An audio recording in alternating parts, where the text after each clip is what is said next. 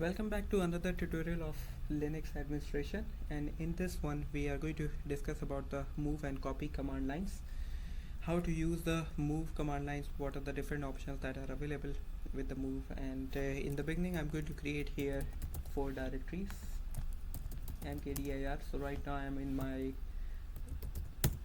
desktop directory, and after this one I'm going to write here mkdir dir1, second mkdir2, 3, then mkdir4.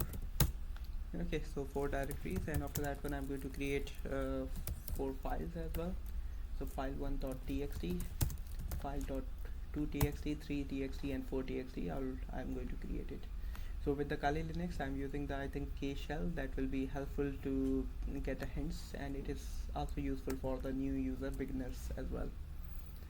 Okay, after that one, once I've created all of these 4 files, after that one I'm trying to move copy these files first into different directories. So file 1 I'm going to copy it into the dir1 directory. So when I try to copy it, it will keep the file on my desktop, as well as it will keep the one copy of the file in my dir1.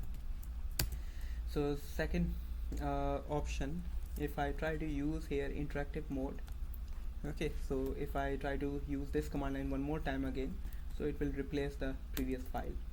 But when I try to use the interactive mode with the -I switch, so it will ask me that do you want to move the file into the directory 1. It will override it on that file. So either you can say no, or either you can say yes with the Y. So I will say no to that one. Okay, in the same way I'm going to move the second file as well, file2.txt, into the dir2. Then next one, we have another command line that we can use it, which is a move command line. So move, I can try to move my one of the file3.txt, I think, into the dir3. So first you have to define the file name, and after that one the directory where you're moving it. Okay, after that one, if you want to move file 4 with the interactive mode, so this one you can use it -I again. So same mode available with it 1 and 3, 4. Okay, and when I press enter here, it will move that file into this. So these 2 files we have tried to copy them, and when I open up the folder here, so it will be having the same file available here. After that one, directory 3 and directory 4 only have these files. If I can open up here, so it will be how to list the files here. You can use the ls and the particular directory, and so the directory is, so there are directories like this way you can retrieve the file names. Okay, so all the files that are available here, file 1 to 4.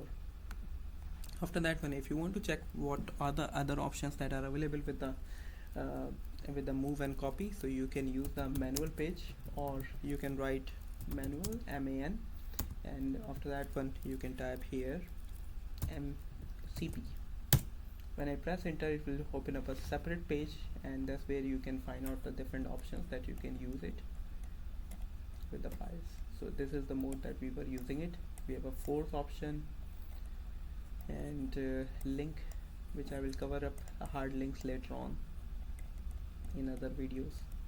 And there are so many of other options that if you need it. Verbose is one of the options that will help you to identify that what is happening with your system, or some kind of a log message it will try to show you, so when it is moving the file.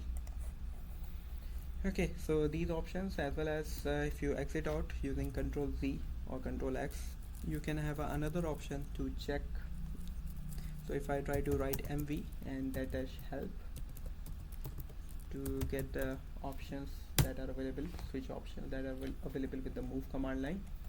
So here you can see overall options are also available here, force, interactive mode, and some other things.